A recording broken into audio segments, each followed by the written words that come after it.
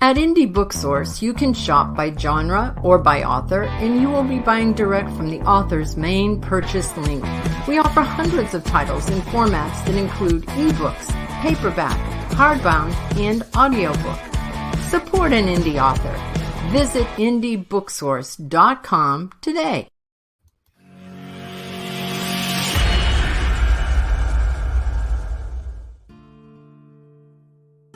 Welcome to Meet the Author, where you can join in on insightful conversations with best-selling and award-winning indie published authors. Your hosts today are Rob and Joan, who themselves are indie published authors, book publicists, and paranormal investigators with Tampa Bay Spirits, based in Tampa Bay, Florida. Thanks for dropping by. And now, on with the show. Hi there, I'm Rob. And I'm Joan. We're really glad that you're here, whether you're watching this pre-recorded show, and yes, this is a pre-recorded show. I'll repeat it later in the show in case people join us later on. Or if you're listening to the podcast, we're really happy that you chose to listen to Meet the Author podcast.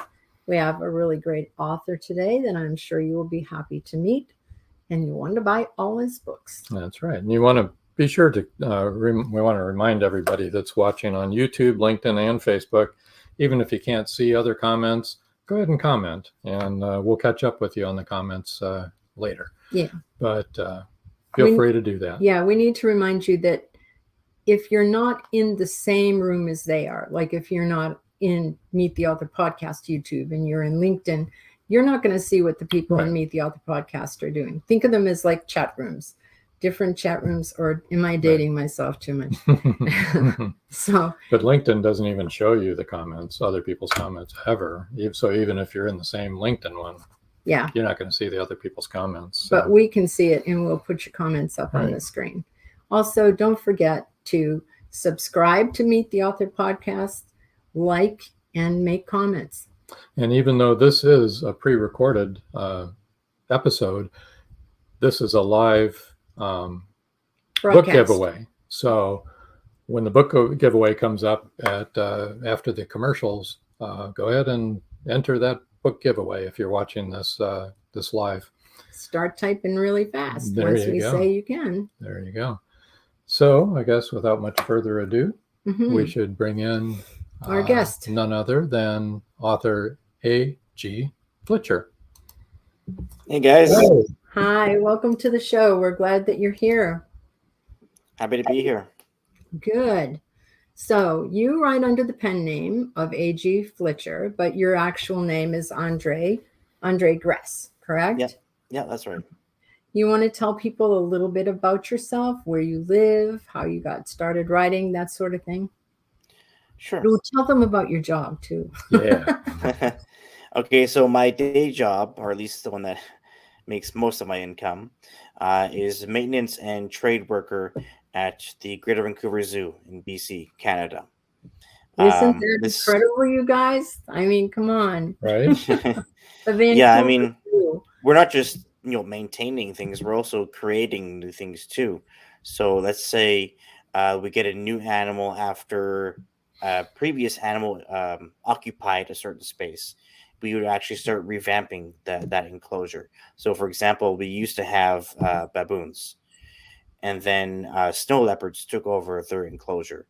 So, because they're such good climbers, we actually had to remove the top 5 feet of chain link and put a custom-made steel slip pad, so that if they ever attempt to try and get out, they'll just slip and fall. And then on top of that, we redid all of the hot wire.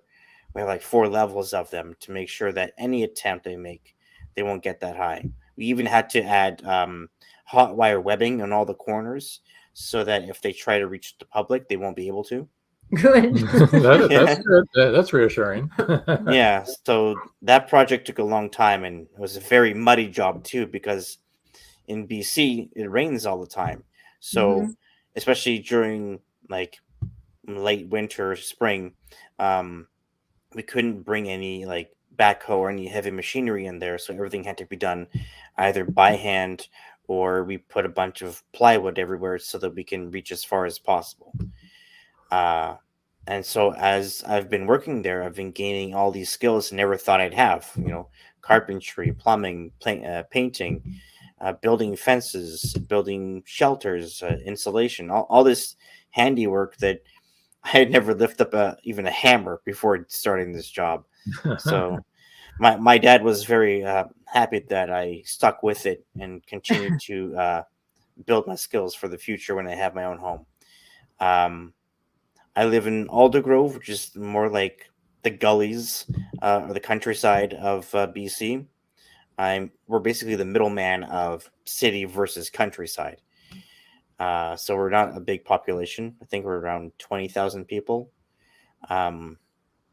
As for how I got my writing started, yeah, that's a bit of a mixed bag because I started as a screenwriter in 2014. And when I saw how competitive it was, I just kind of lost motivation. So I let that be on the back burner. Then I became a personal trainer for a year. And even though fitness was a passion of mine, it wasn't a big enough passion for me to be a salesman in terms of, promoting myself as a fitness trainer. And that's the big part of being a personal trainer. You have to always be selling yourself because that's the only way you make money. Otherwise, you're just some guy at a gym cleaning all of the equipment. And then I tried or started to write a children's book with a friend of mine. But because we had different approaches to not just the art process, but also the marketing process, and I didn't really know what I was talking about, I was like, you know what? I'd rather let this go, get myself properly educated, and then just do everything on my own, and then come back to doing group projects. So I did an associate's degree in creative writing and then transformed that into a bachelor's in creative writing, in which I took 4 classes in poetry. So that's another area of writing that I do besides novels.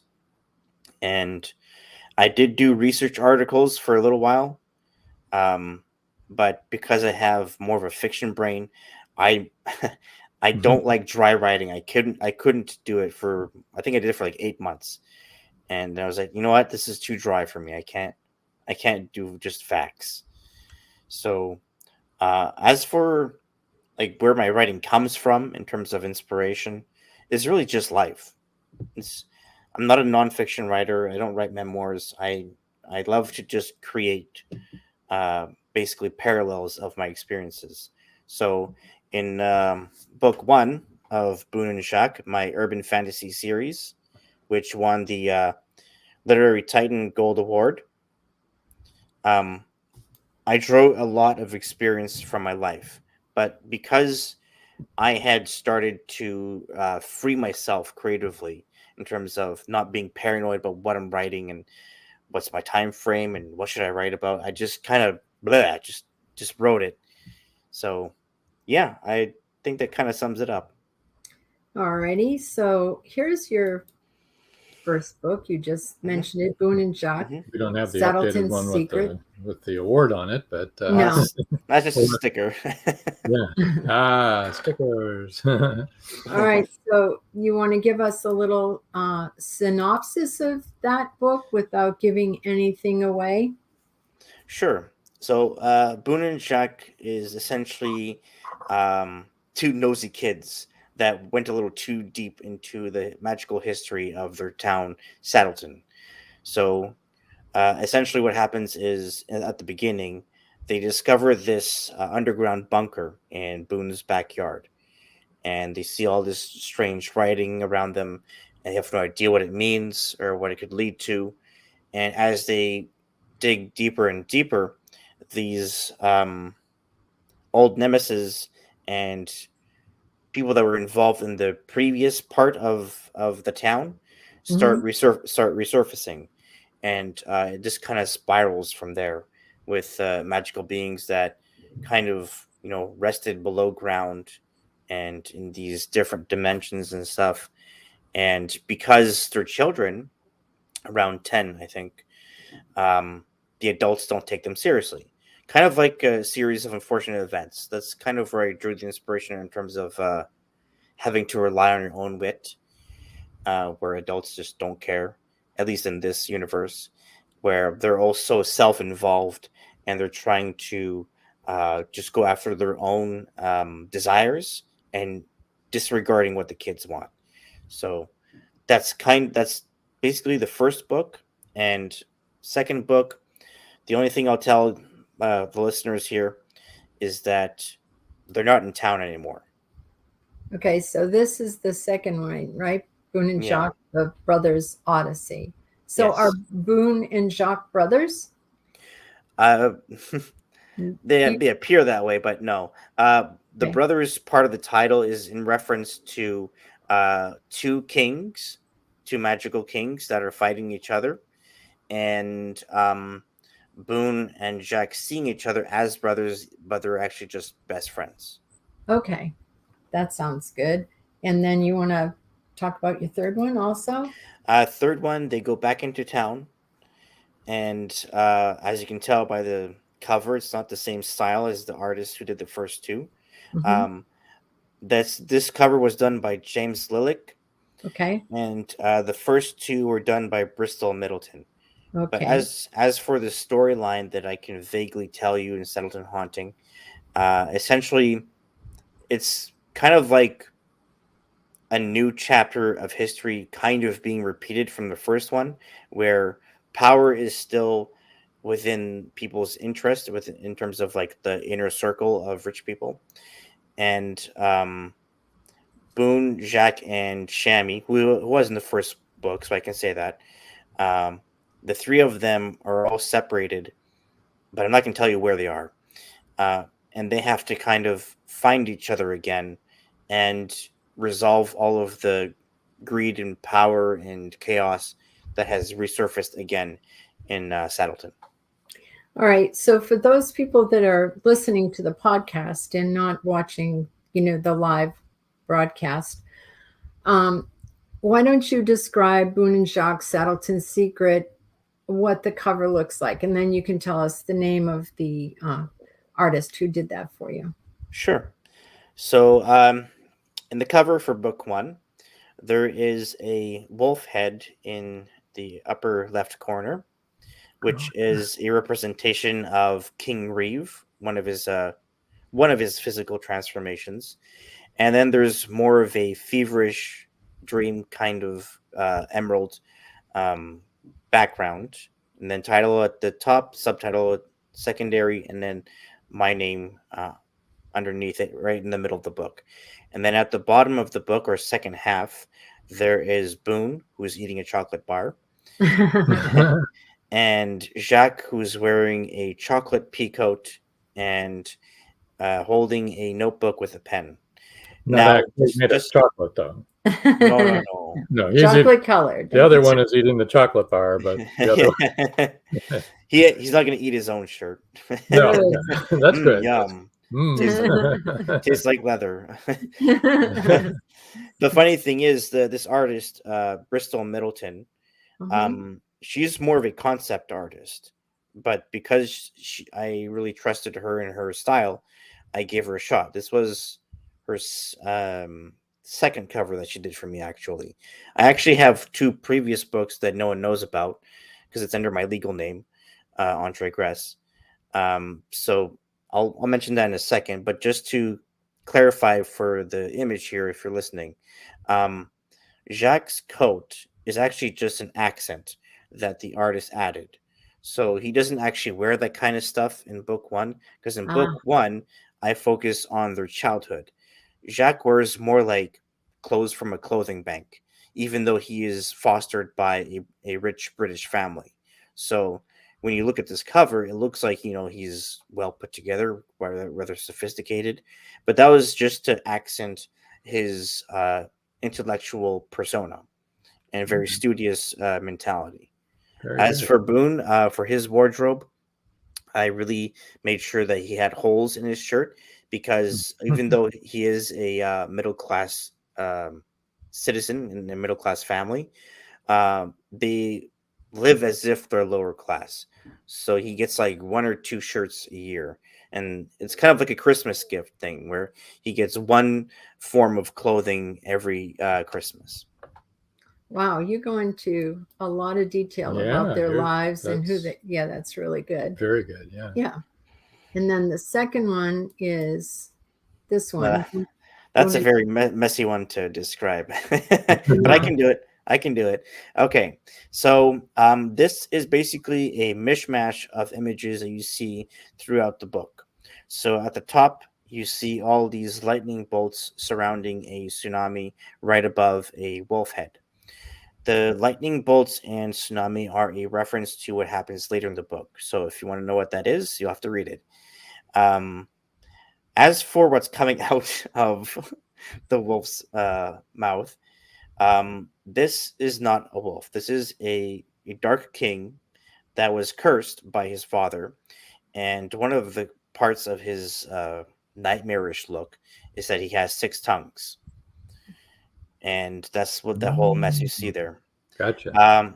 Those you see these sort of, looks like a peacock pattern around the tongues. Right. That's essentially these images that Boone and Jacques and Shammy see in certain locations of the landscape that they're in. So there's a lot of vivid imagery that when I got the award here, okay, yep, they said that it was even more evolved in terms of imagery. So that's why I really implore you to read along as best you can, because my writing tends to be very detail oriented and fast paced.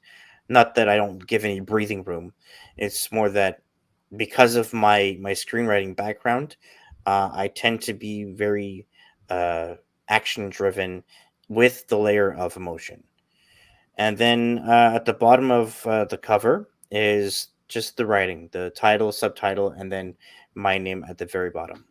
So just to repeat, this is it's Boone and Jacques, the Brothers' Odyssey. So yeah, you know what we just described. Mm-hmm. Yep. All right. And then one last one. And this is from a different artist now. Yes. The artist's name is James Lillick. That's the first American artist I worked with. Okay. And so this was a hard choice in terms of what I wanted to present on the front cover. So for the front cover, it's a very different, not just energy, but the placement as well. So for the placement, we have title, subtitle at the top, and then my name at the bottom, with a galactic background. And this is kind of hard to see, but it's actually a zombified version of the wolf. So you can probably kind of see the fangs there. And then there's this emerald spirit glowing through his chest. That is essentially foreshadowing what could be happening to this creature here, with this amberish color that's making it look like he's about to decay.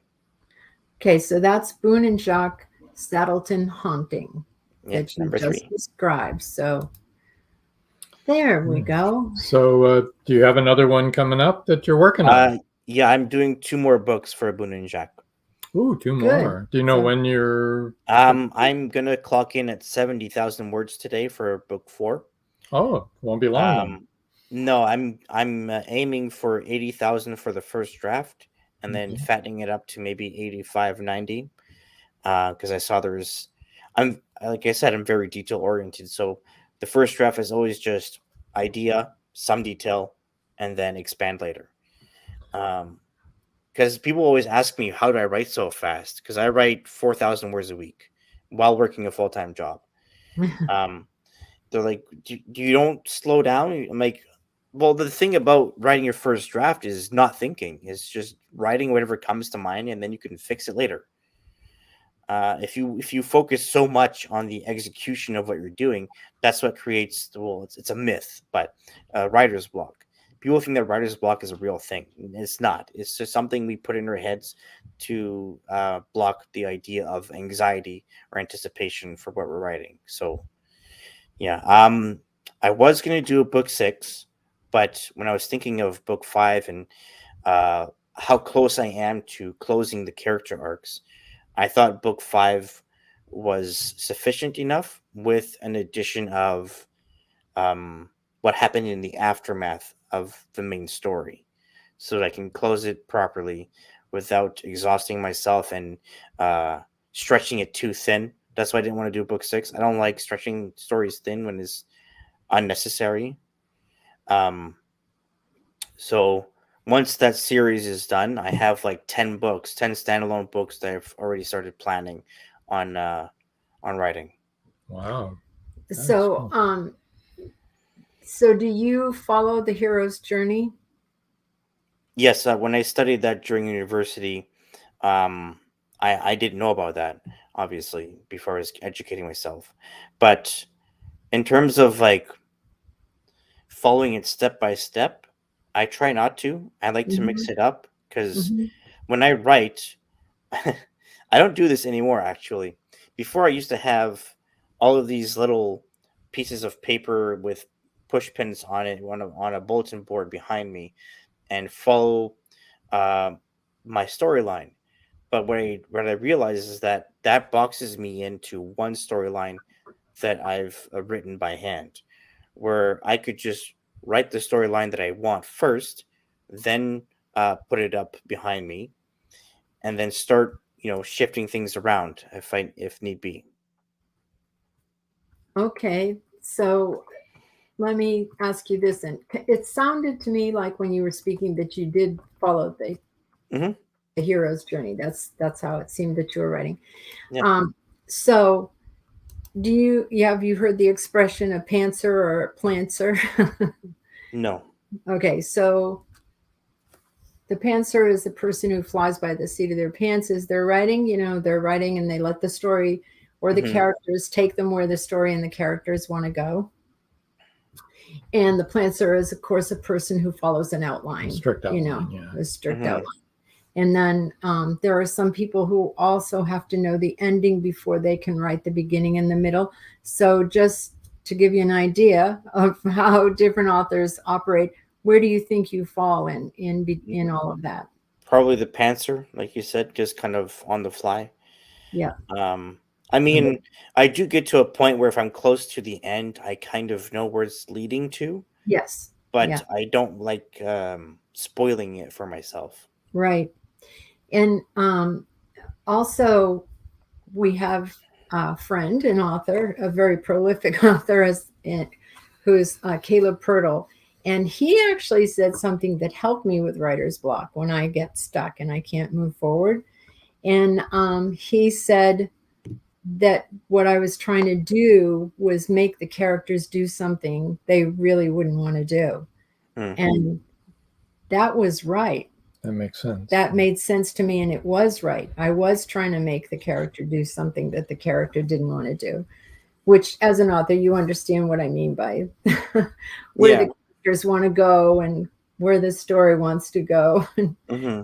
is not necessarily where you were thinking it was going to go if you're Yeah. a pantser, because Hmm. it's going to flow, it's going to change. So Yeah, yeah. because like especially if you're writing something like a fantasy or a mystery novel, planning it out, it's okay for like knowing like plot points. But Yeah. if you're like this person is the murderer, it's like, well, now I know. then I have to make it about them. Like in book 4 that I'm working on, it is revolved around a murder mystery. But the murder mysteries that I've read like by Agatha Christie, uh, I realized that because there's always like everyone's involved kind of thing, it's kind of like the formula is easy to see. So what I did for book 4 is that although it is the focal point of the story, it doesn't take up actually much space. Like there is a lot of mystery and I kind of have everyone involved, but because Boone and Shaq are the focus, I let this focus be kind of in the background, which is very um, to some authors counterintuitive, because it's like, well, that's the whole point. Why are you stepping away from that? It's like, well, everyone has read a mystery novel, so why not include other things around it to make it seem like a bigger scale, as opposed to just this murder. So I've been writing this book since November. Yeah.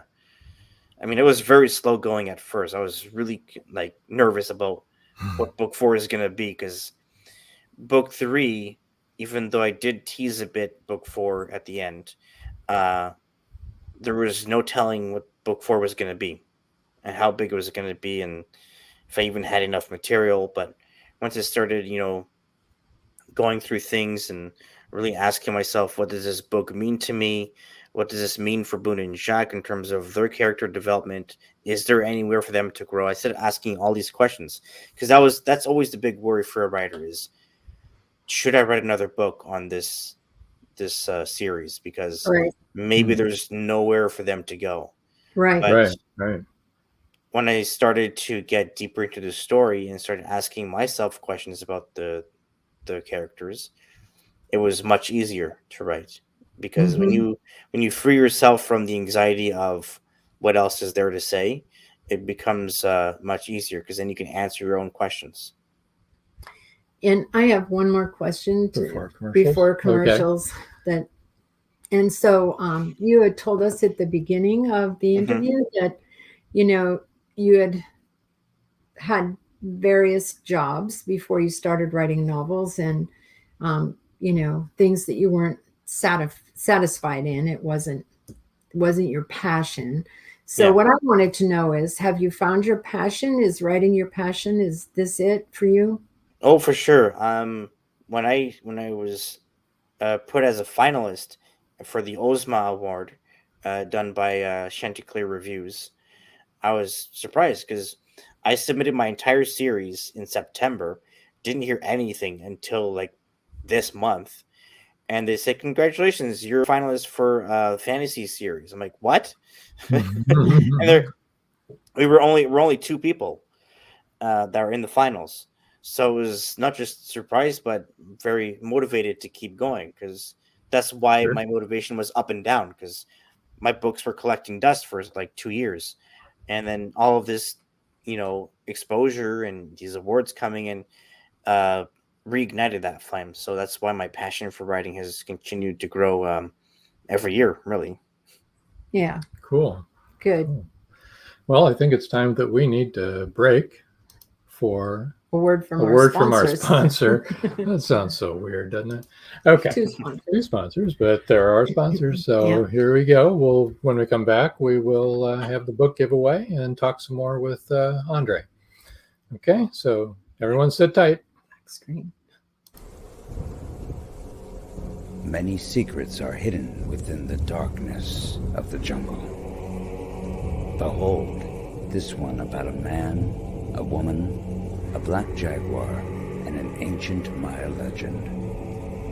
2 Faces of the Jaguar is a novel by George Dismukes that will take you deep into the jungle and capture your imagination until the last word. 2 Faces of the Jaguar is book 1 of a trilogy. 2 Faces of the Jaguar, where only the adventurous dare to read. 2 Faces of the Jaguar, The Lost City, and The Jaguar's Quest are available on Amazon.com, Barnes & Noble, and many other bookseller websites. 2 Faces of the Jaguar, the book people are talking about. Get your copy today.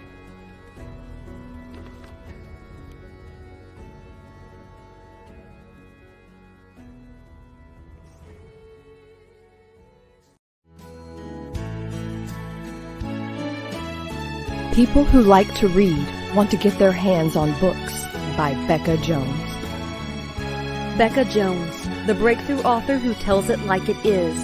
It takes courage to tell a story when it reveals dark secrets. Becca Jones delves deep into the hidden world of sexual abuse. She tells what happened and also tells how she survived. Meant to Be is much more than just entertaining. Meant to Be gives you a point of reference.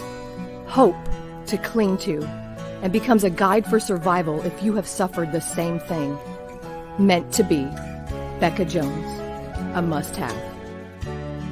Meant to Be is available on Amazon, Barnes & Noble, and many other bookseller websites.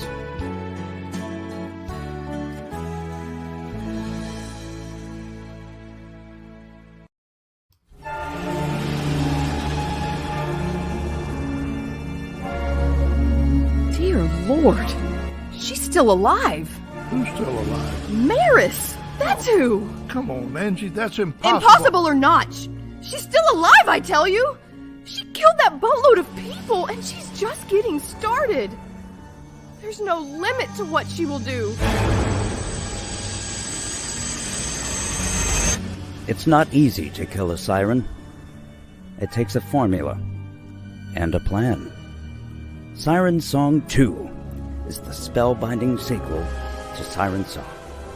Both novels by George Dismukes. Siren Song 2 will be on bookshelves and bookseller websites in July. Don't miss it.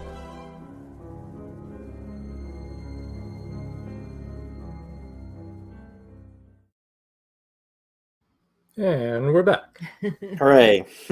Hey, time for our book giveaway, everybody. Get your typing fingers ready, and we're going to go ahead and start that. And the first 3 people to email gressandre0@gmail.com will win an ebook copy of Saddleton's Secret. I'll put this up too. There we go. That's to help you see that email better. Yep. Once again, that's gressandre0@gmail.com. All right. Get typing, people. Do you want to confirm the other ones? Or Yes. We'll go through all. Here's where you can reach him. All of the places that you can reach Andre. On Facebook, you can find him at A.G.FLITCHER, and that's A.G.FLITCHER. On Twitter, you can find him at A.G.FLITCHER. On YouTube, you can reach him at A.G.FLITCHER, and be sure to subscribe, to like, and to comment when you visit, okay? We're going to have to do that right after this show. That's right. We're excited to see. You can find him on Instagram at A.G.FLITCHER. See, Andre's made this so very easy. easy for everybody to find him. So go ahead and get on there and follow him, everybody. Yeah. Consistency is key, right? You know, it's very important, actually. Yeah. It really is. So you can lose people by not being consistent. So that's very, very and we're good not thing to consistent. do. And we're not consistent, so I'm sure we've do lost as a lot we of people. say, not as we do. I'd like to go back and recreate them all, but already there's too many there to change. So. Yeah, we're on YouTube as Meet the Author podcast. We have 2 websites, Indie Booksource and CarterNovels.com. I used to have a podcast, actually. Oh, did you really? What yeah, is your podcast about? Well, the name is Awkward Howler Podcast. Honestly I stopped because I didn't have the money to do this the premium package of SoundCloud, where you can just have unlimited time for your podcast.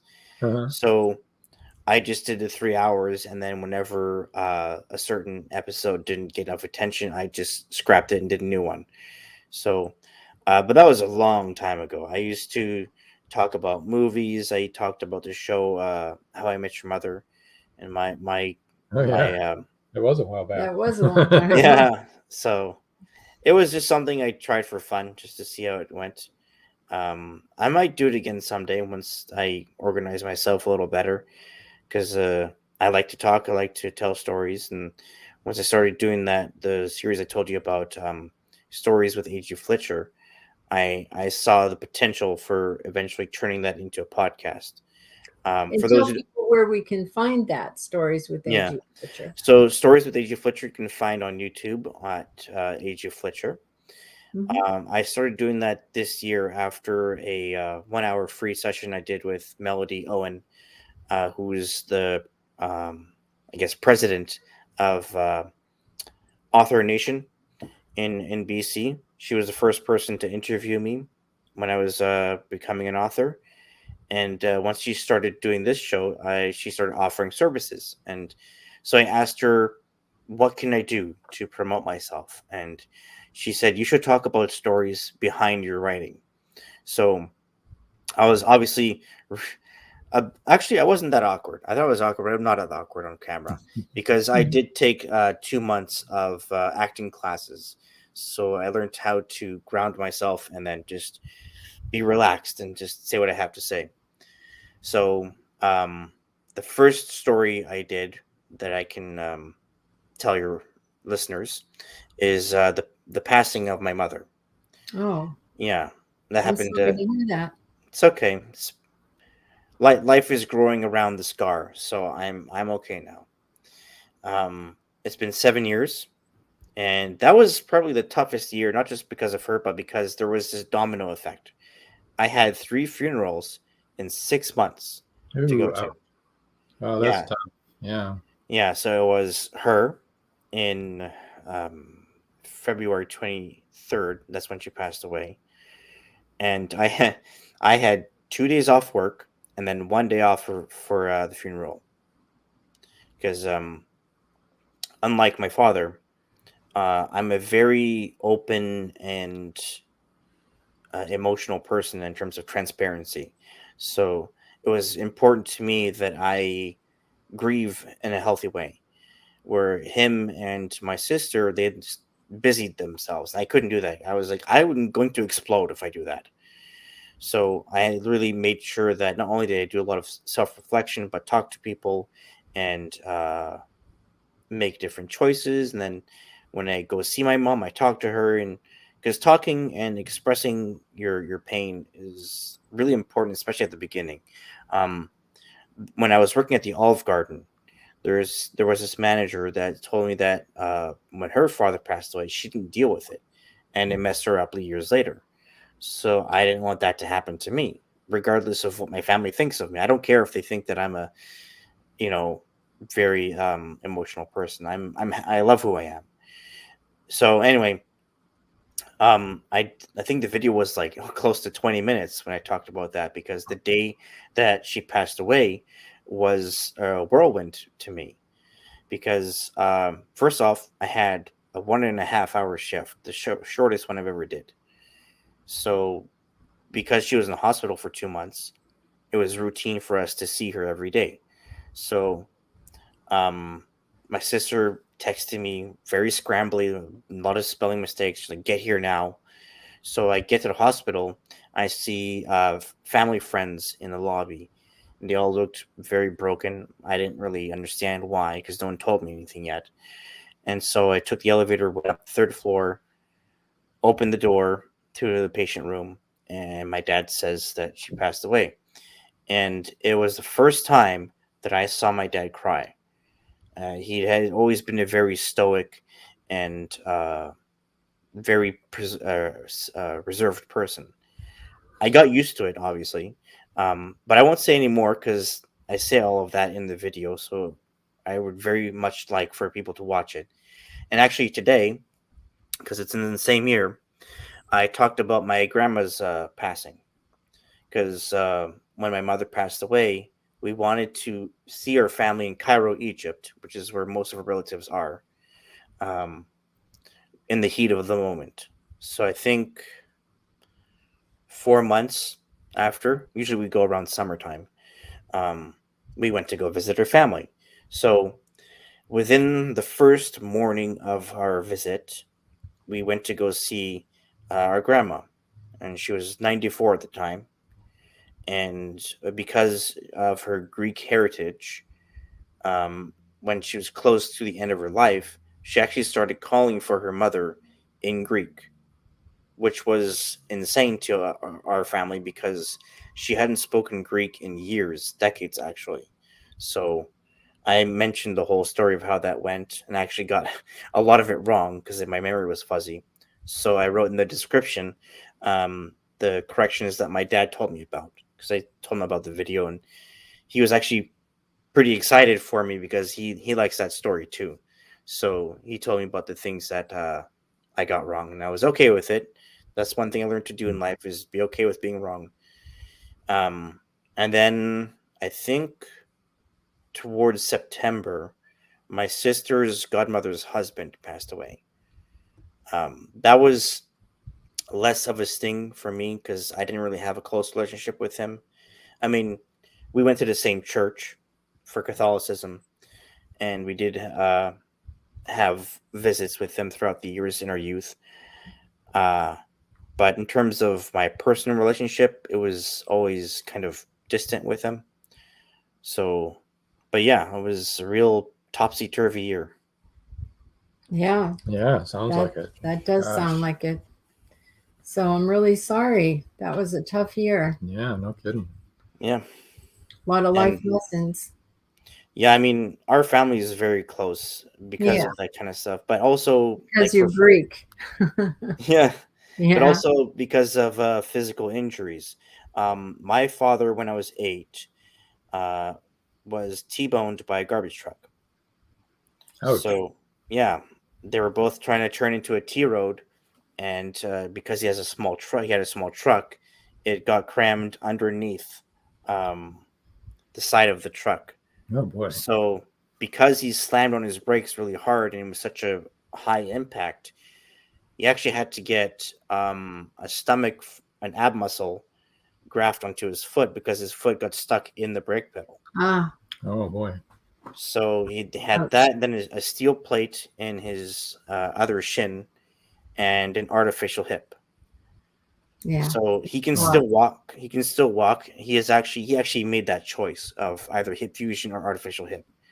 So he's like, well, I'd rather just not run. I can walk to work.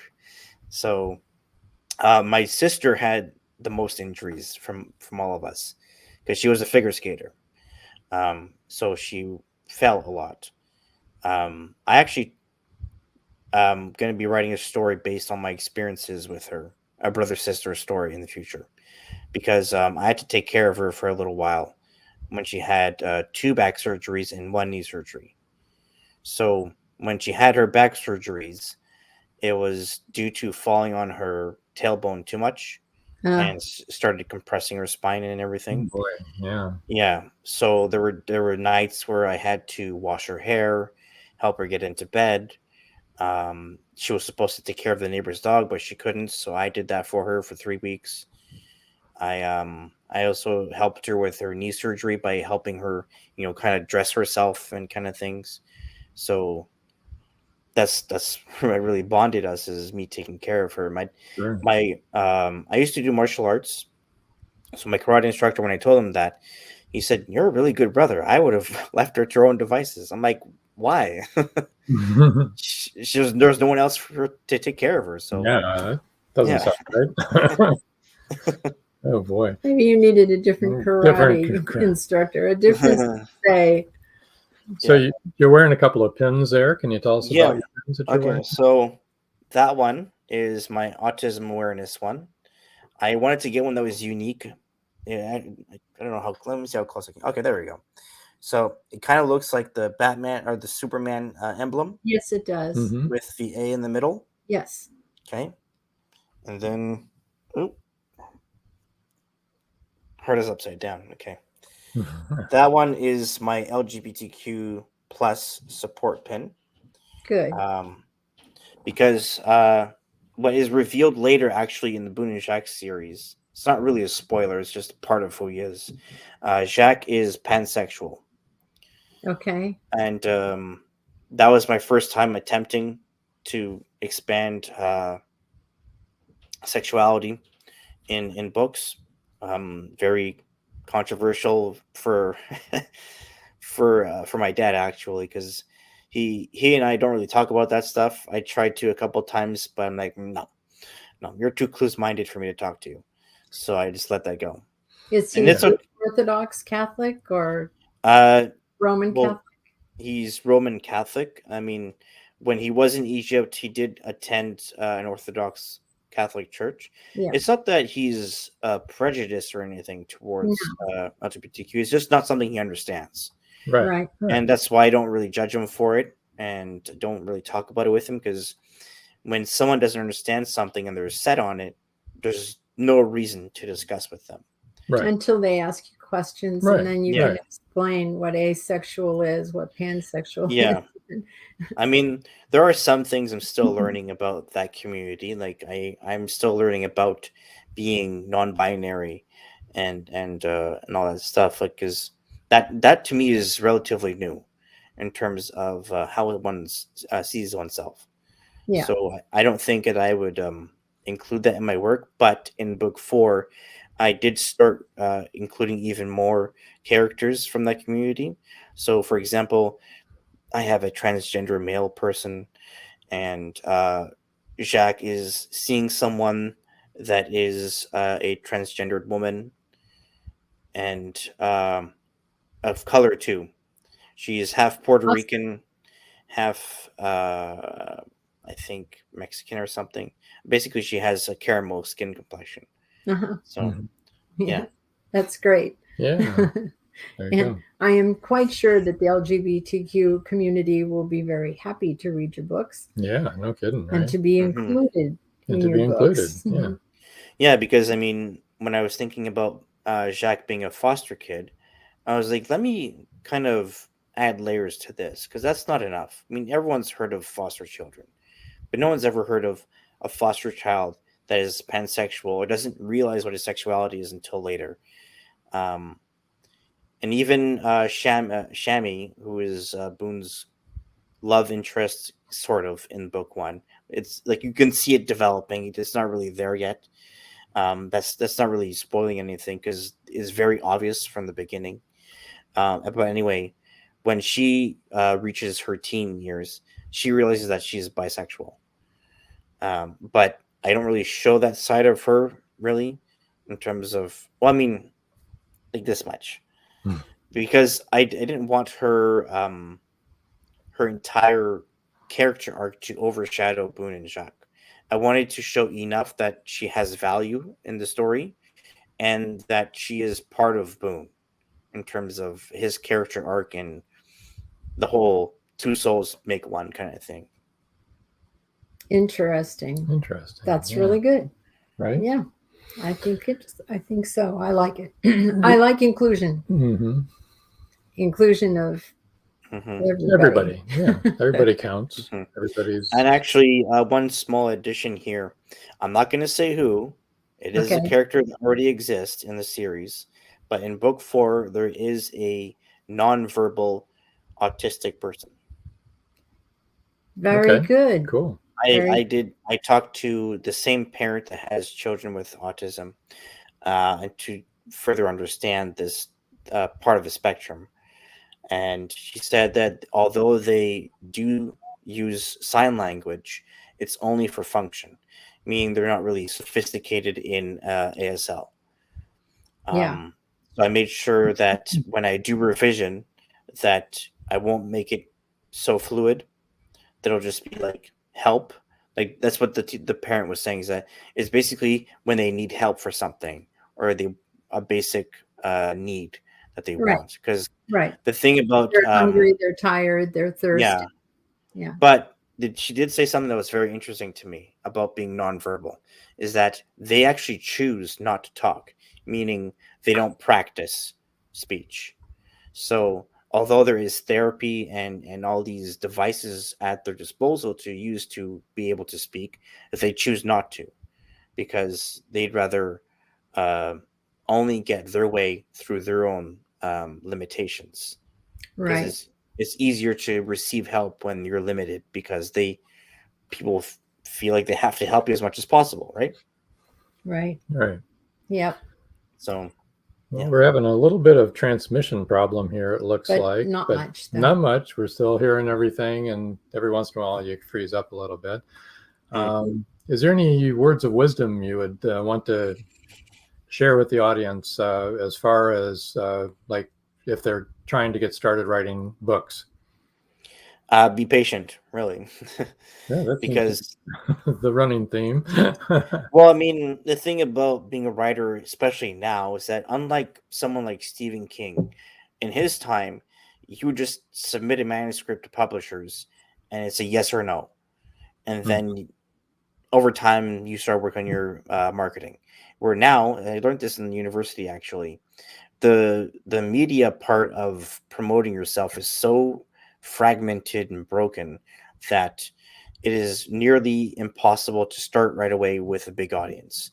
Basically, you're by yourself for a number of years trying to not just find your target audience and who you are as a writer, but also how do you get yourself out there.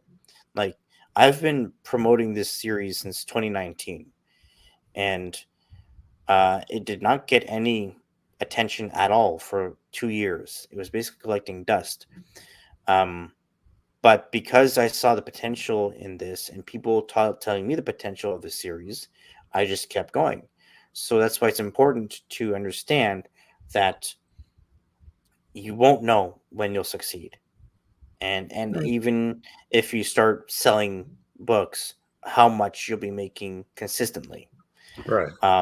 My business of writing teacher used to tell us that you have to be accepting of the fact that you might not make any money. You might just be doing it as a side thing. That's right. And that's why I really stopped talking about this with my dad, because he's always like, but Andre, you're spending thousands of dollars with your editors and blah, blah, blah, but you're not making anything back. I'm like, I don't care about the money. I care about the craft and the passion and what I get to say and what I'm learning through life, through my own books, and how I can pass that on to my readers. That's right. Yeah. And that's why you write. You write because you have to write. Right. And nobody should go into this thinking they're going to make a lot of money. You'd be very disappointed. That they're going to be the next Stephen King, because things are different now. And unless you're a celebrity and you have a story to tell, you are not going to get. That's right. But it shouldn't discourage anyone. Absolutely not. You should write because you want to write. And you want to entertain people. And in the meantime, network as much as you can with other people, other authors, and get out there, keep your name out there, and keep your books out there on a regular basis. My business of writing teacher used to tell us a story of the author who wrote The Martian. When he first started writing that book, it was just on a blog site where he would just write it chapter by chapter, and his fans would be these like actual astronomers or scientists that would correct his terminology and how he wrote his scenes in terms of being on a different planet and how things should work or not work. And so he would actually take that feedback, rewrite it, and then they would be happy with it. And then they started saying, well, can you put it into one file, like an e-file or something? So he does that. And then they're like, well, put it on Amazon. It's easier for me to read on my Kindle. So he sold it for like $1 on Amazon. And then it just kind of blew up from there because he had already built over like 7 years of work. Base. Yeah. And then by chance, a film director saw his book and said, I want to make your book a movie. So it's really about being in the right place at the right time. Definitely. But he also had mentors that set him down the right road. Yeah. That's amazing. That's really awesome that they were interested in. This teacher, he's rightfully a hippie, meaning he had a very open space that he liked to talk about. So when he was explaining this journey that you go through, he actually had us make this huge like powwow circle and move the tables to the side. And he took this ball of yarn and started making this spiral in the classroom. Yeah. And saying, this is your journey. You'll have a lot of dark years here. Then as your pace, like in terms of attention you get, gets longer, that's where your attention starts to grow. So it starts in this very like dark space that no one sees but you. Meaning, like when I first wrote Unforgiven 1 and 2, which was my first 2 books, no one knew about those books. I didn't expect them to, because I was a nobody. And I was okay with that because it was fun to write and I didn't care if I made money or not. But once I started gaining life experience and started understanding humanity more and myself more, it became more interesting to write, because there's all these different changes in life and mistakes you make and good things you do, and learning different perspectives from different experiences. And you just like, writing should not be seen as a job. It should be seen as this catalyst that you used for yourself. That's why I don't really like reading too much high fantasy. It feels extremely convoluted, and the humanity part tends to be lost in there, and all the imagination. So like, I started reading Dune and actually got bored because I was like, I don't really care for these characters. So it's I mean, of course everyone has their own taste, but definitely. Sure. But I'm laughing because I read Dune and I did not like it. Our son-in-law read Dune and absolutely loved it. I think our son loves the book, but I was like, not for me. But not every book is going to be for everybody, you know. Sure. Nor should it be, because we're all individuals, and that's like when people like overhype a movie, and then you're like, I don't want to see it. Like, what is so good? Right? Yeah, you don't want to be disappointed, because then when you go and you're expecting this and you get this, you're like, yeah, don't tell me about it. There you go. Yeah. Well, so I will say we've seen some great movies recently. Yeah, we have. Andre, go ahead. Go ahead. I was just going to say, one of my dreams in the future as a milestone is to be on a talk show like Jimmy Fallon or Stephen Colbert or something like that. That has, I actually have that as a pinned tweet on Twitter, in the hopes that maybe they see it. Well, you're almost there right now. Put it on your vision board. Yeah, put it on your vision board for sure. You were in our show. Yeah, it was really fun. Anyway, we want to thank you for being our guest. You've been very, very interesting, and you're very well spoken. We appreciate it. Appreciate you giving your time. Thank you. And everybody, you know where to find him. Look him up. That's right. Get a free ebook. See what he's all about. That's right. What we're going to do is we're going to move you over to the side. Stay there. The outro is going to play and everything. And when we'll meet you backstage. After the show is over. So just hang in there where you're at, and we'll see you in a minute here. And boy, that was really good. Well, it was so interesting, and I got so lost in everything that he said that I forgot what I was going to talk about at the end of the show. Oh my goodness. Well, do you think? Sorry, folks. Do you need a minute? No. Go ahead. Okay. Want to talk about episode Rewind coming up this next Saturday after this show airs. It'll be Catherine Kerrigan and Lorian Brooks on episode 20 from last year. That's at 5:30 p.m. Eastern time, right here in the same place that you're watching this. And next Wednesday, live, we'll have episode 54, live from the UK.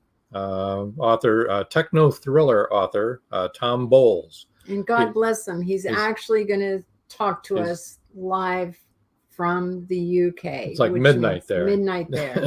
So he really wanted to be on live, so I hope everybody will show up. Tune in. And see him. He's got a couple of really cool books, it looks like.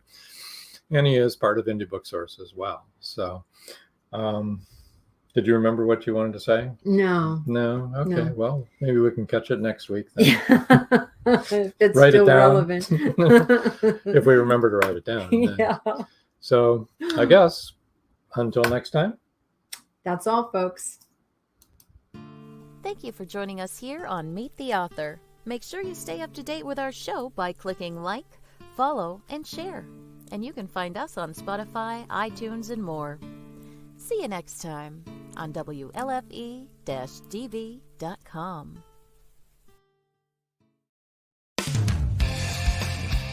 You've been listening to WLFE-DB.com, where our shows are your shows.